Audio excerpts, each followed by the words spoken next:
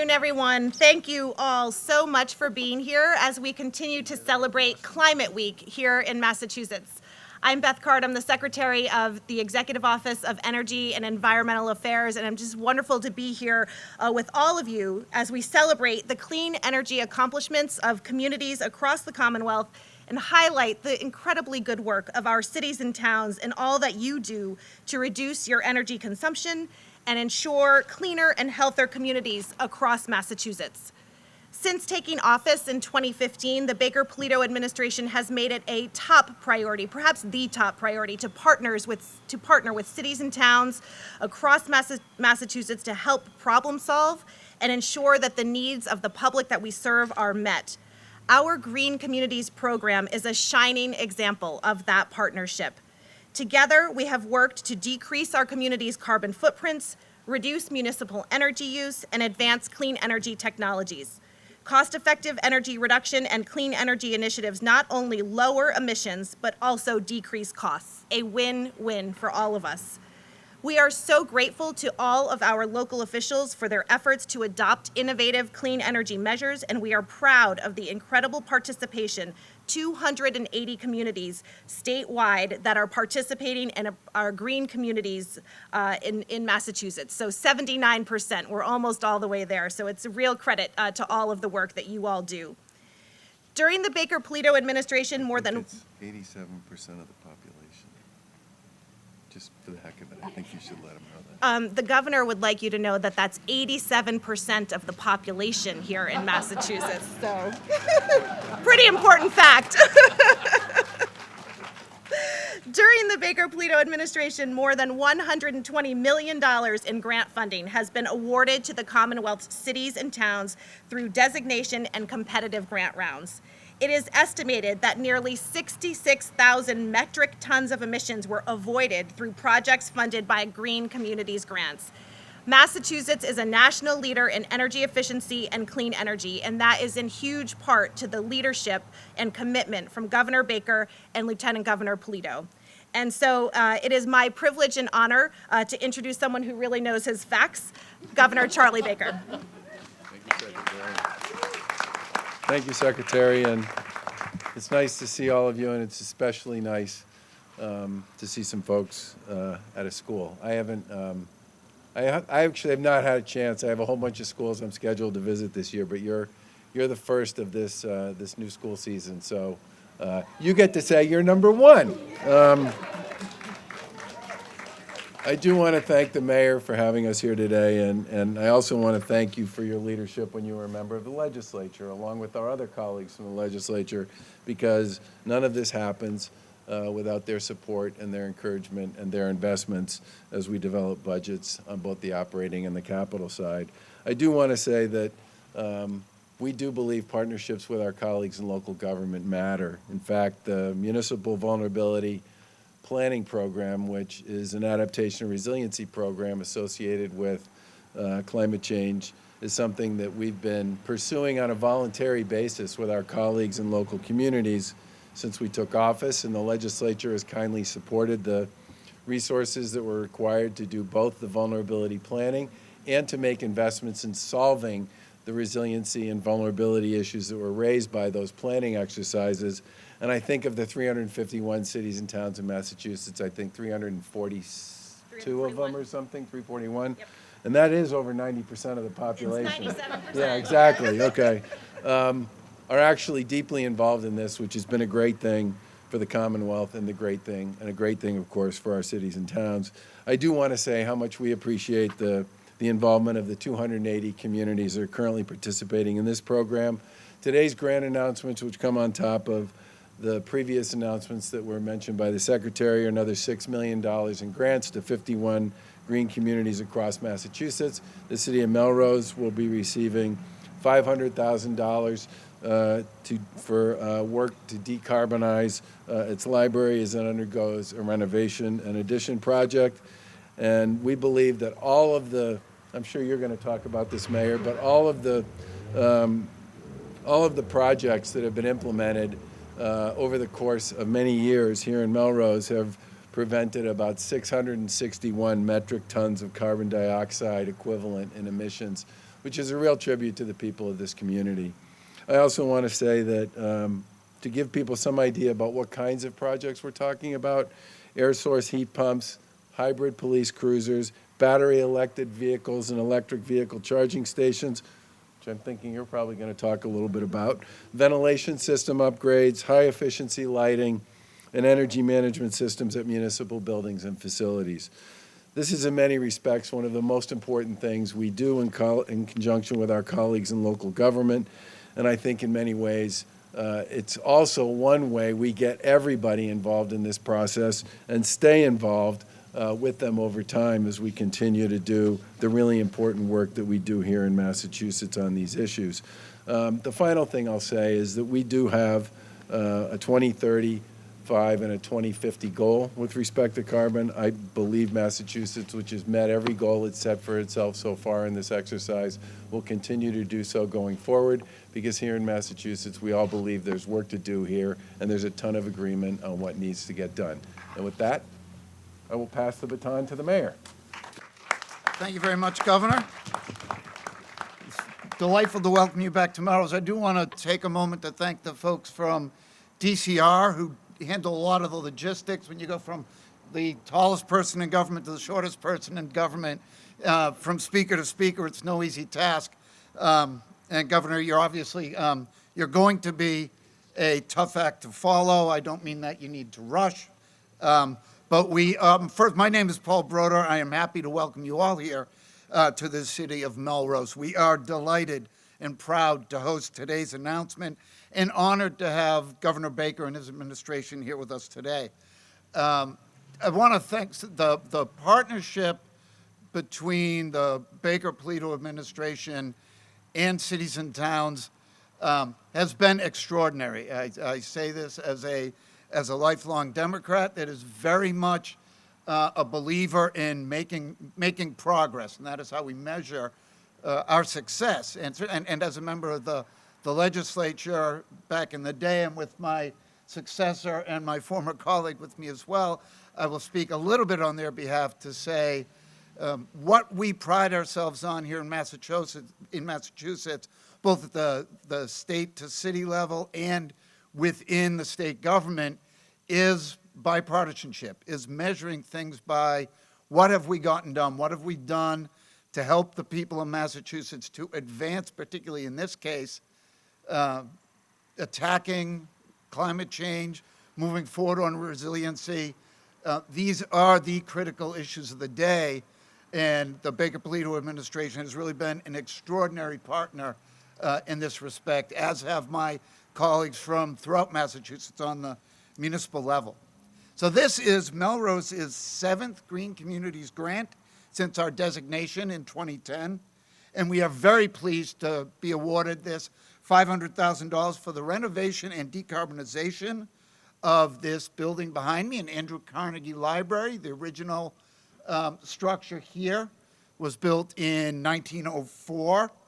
So as you might imagine, it is not, in terms of energy efficiency and climate technology, it is not a particularly advanced facility, and it is sometimes a little bit daunting to think about how far we have to move, and that's why this money is a critical addition to our effort to move this building and this project forward. So what do I mean by that?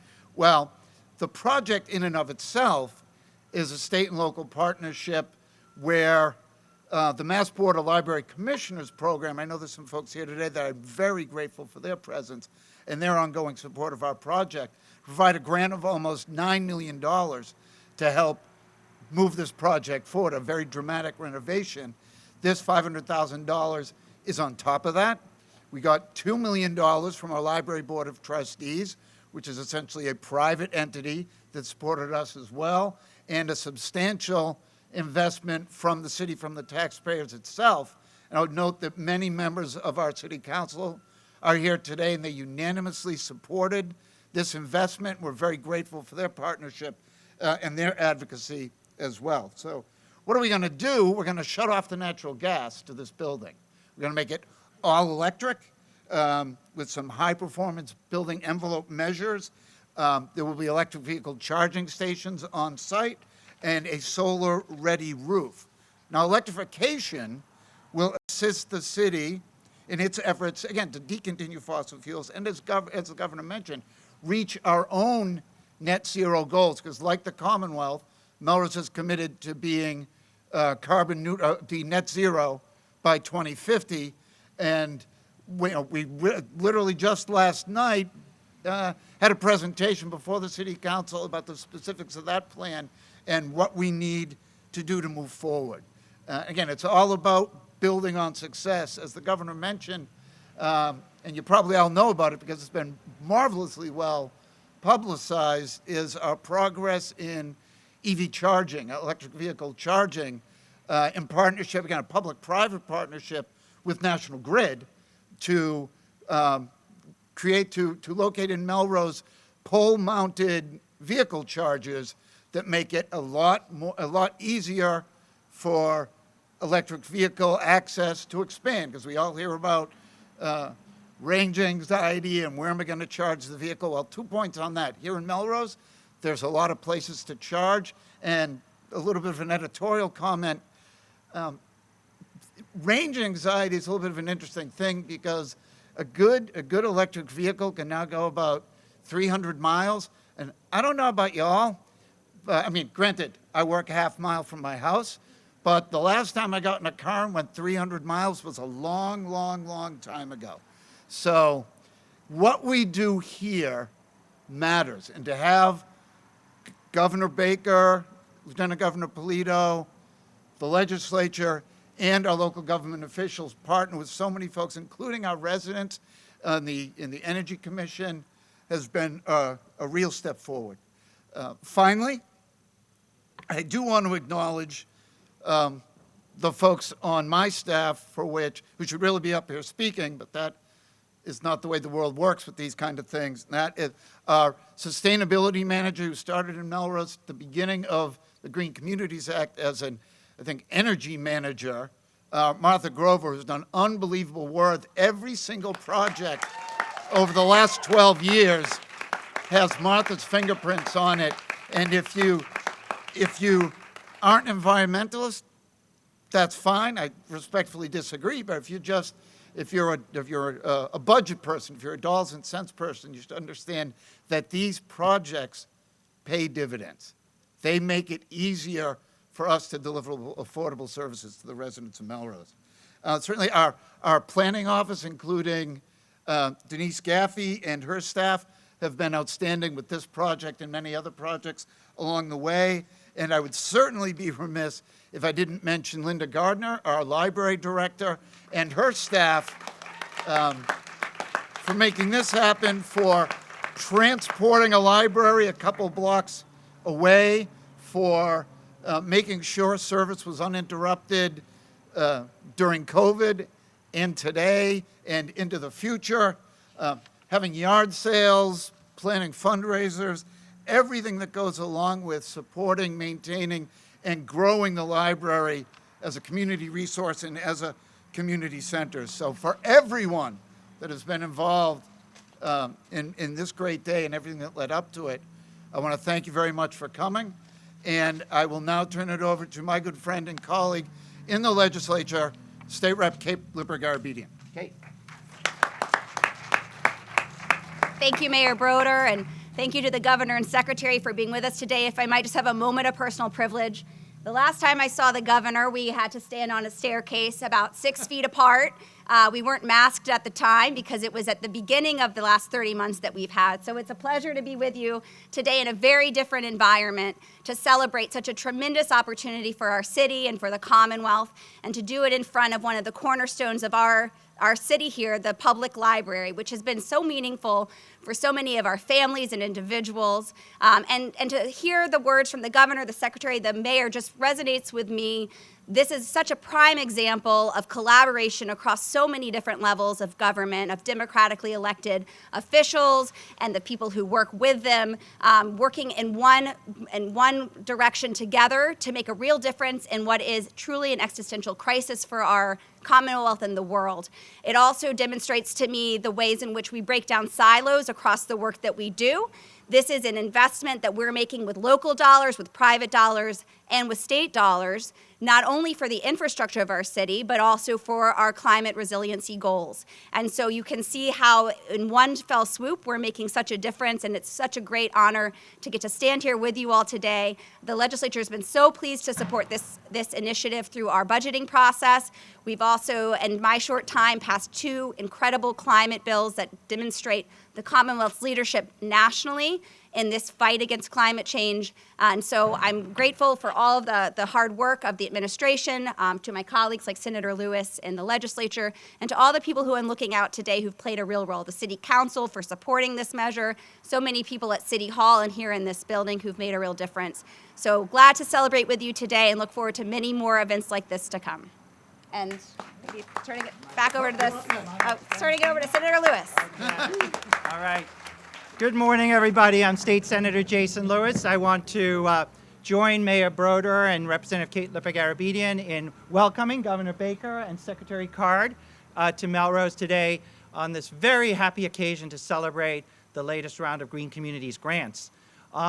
These grants are as a result of legislation that was passed by the state legislature back in 2008, the Green Communities Act, and signed into law by then Governor Deval Patrick. And that really made, along with some other laws at that time, like the Global Warming Solutions Act, really made Massachusetts a national and even a global leader when it comes to combating climate change and helping our communities prepare for the impacts of climate change. And I know we are all so proud that we live in a place where we work together to address this existential challenge, whether we're Democrats or Republicans, whether we're in the legislature or the executive branch, whether we're in state government or local government, or whether we're an environmental group or some other stakeholder. That has really been a hallmark of our efforts for the last 2 decades now to respond to climate change and also to seize the opportunities that climate change represents for us in terms of building a new green economy. You don't have to look any further than the offshore wind energy industry that is growing off the shores of Massachusetts. Specifically the Green Communities Program, I'm really proud to represent 2 of the communities that were really early adopters of this program. One is Melrose, right here, and the other is my hometown of Winchester. I also represent 2 communities that are 2 of the few that have not joined the program yet, and I have nagged them for years to join the program, Wakefield and Reading, and that's actually because they are served by municipal light plants, not investor-owned utilities. And unfortunately, that has been a challenge. I'm very pleased to say, though, we are overcoming that. Wakefield has applied to join the program and will hopefully be accepted soon. And Reading, which is served by a multi-unit MLP system, Representative Brand Jones and I actually filed bipartisan legislation, which is passed both the House and Senate, which will enable communities like that, there are several others, to also join the Green Communities Program, hopefully in the near future. So hopefully the next time we have a ceremony, we'll be at 100%, right, and 100% of the population, because every single town and city needs to participate and also stands to benefit from this funding. So in conclusion, I also want to echo what the mayor and the representative and everybody else said in terms of congratulating the whole team here in Melrose. I want to also congratulate the city council, the library trustees, all of the staff who've worked on this. The library itself is a very exciting project. We may have some members of the Board of Library trustees with us today, right?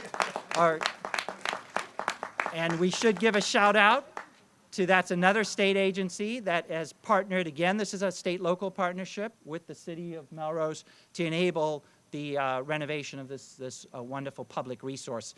It is also, I think, special and appropriate that we're doing this ceremony here today because in addition to being Climate Week, it's also, I believe, Banned Books Week as well. And so very appropriate that we are celebrating this occasion here at the Melrose Public Library. It's a pleasure to be with you all today, and thank you.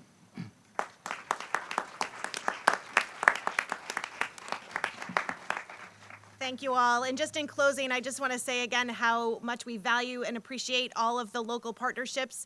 I want to offer my heartfelt congratulations to the 51 cities and towns across Massachusetts who are receiving grants today, the over $6 million that are going to continue to help us make these important investments across the Commonwealth, mitigating and investing in renewable energy as well as preparing for opportunities to be more resilient and to adapt to climate change across Massachusetts is an all hands on deck proposition, but we are on our way to meeting our goals of net zero by 2050 and doing all that we can together to make all of this a better place for future generations. And I want to especially thank our young friends who joined us today for all of your good work, and thank you for listening and hearing us today. It's been a pleasure to be with you. Congratulations and enjoy the rest of Climate Week. Thanks, everybody.